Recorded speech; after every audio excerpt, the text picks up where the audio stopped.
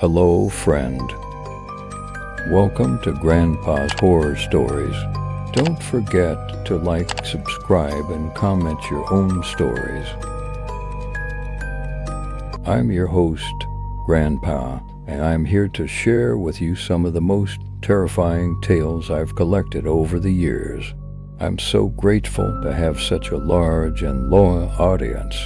Thank you for joining me on this journey into the dark and unsettling world of horror.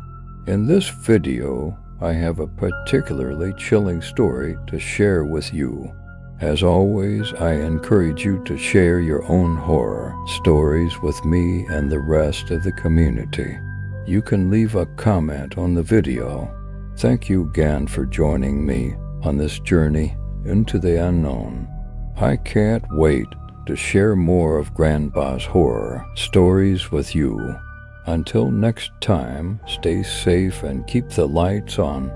Please ignore the whistles you hear at 12:34 a.m.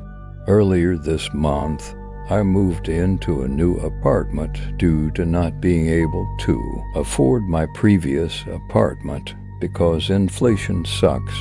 My new apartment is, like I said, completely new, and it has an in-unit washer and dryer plus a dishwasher. It's a one-bedroom, and it only costs $800 per month. I mean, seriously, it can't get any better than this.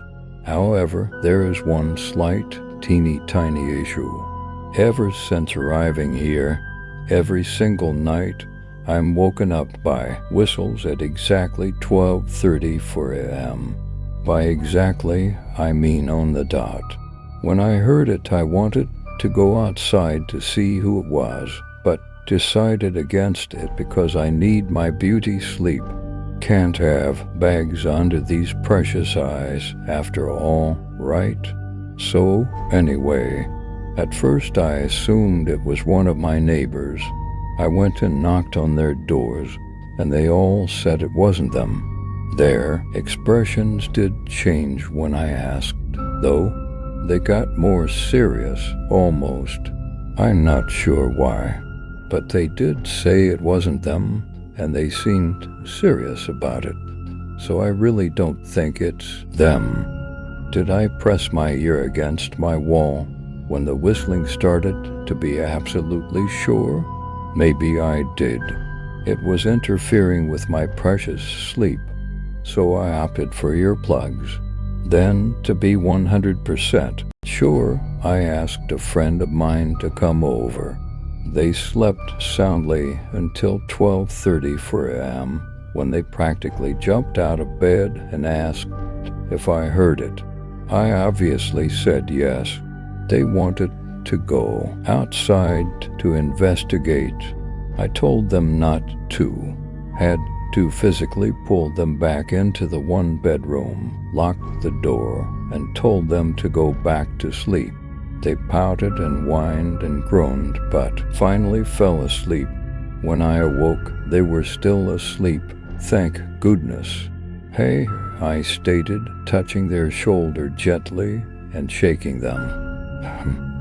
They asked in a daze before opening their eyes. Oh, is it morning already? Yeah, you should probably get breakfast or something. I'm going to be staying in today. Can't I stay a little while longer? Sorry, you can't, I said, disappointed. I have work. They ended up leaving. I ended up working a couple of hours and goofing off the rest of the hours. But then my mind went back to last night. It still weirded me out that my friend wanted so badly to go out and see who was whistling to the point where I had to wrestle them back. I knocked on a neighbor's door once more. The old lady opened the door and waved. Hello, how are you? Still having trouble sleeping? Hi, I'm doing well. I moved a hand to itch the back of my neck awkwardly. Sort of. I use earplugs now. I had a friend over last night, and they wanted to check out whoever was whistling. It was weird. A frown settled on her face before she glanced quickly down both sides of the hall. She leaned, and her voice hushed. "You need to ignore it." She swallowed hard, glancing around again. "You need to ignore the whistling you hear. Do you understand?" "I have been ignoring it," I confirmed. "But why?" "The more you listen to the whistling, the stronger the urge to go outside gets. If your willpower is weak like your friend's was, then it can only take one time of listening to the whistling to succumb." "But why? Why is going outside a bad thing?" "That's how it gets you." "Yes. If you go out, it'll replace you. It'll take you and take your skin, look like you, talk like you. But it's not you. And if it gets inside your house once, it gets access for life. It can get you that way too." She licked her lips quickly, looking as if she wanted to say more, when another door opened. "Hey." A man in his late 20s greeted me, and I waved. He then directed his attention to the woman. "Are you feeling okay, Miss Tanner?" She swallowed hard, nodding a little. "I feel just fine, Mark. Thank you. I think I'll go, actually. Don't want to hold you up," she says to me. She closed the door quickly. Mark closed his too. Weird. But hey, $800 a month. I went back into my apartment. I searched high and low for my earplugs. They were nowhere to be found. I know I couldn't have somehow misplaced them. 12:34 a.m. Right on the dot, whistling right outside my apartment door. It sounded like my friend. But they didn't go outside because we both fell asleep, right?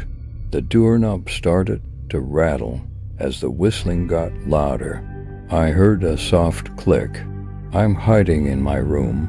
I locked the door, but this doorknob is rattling too, and the whistling is low and frantic, and I don't know what.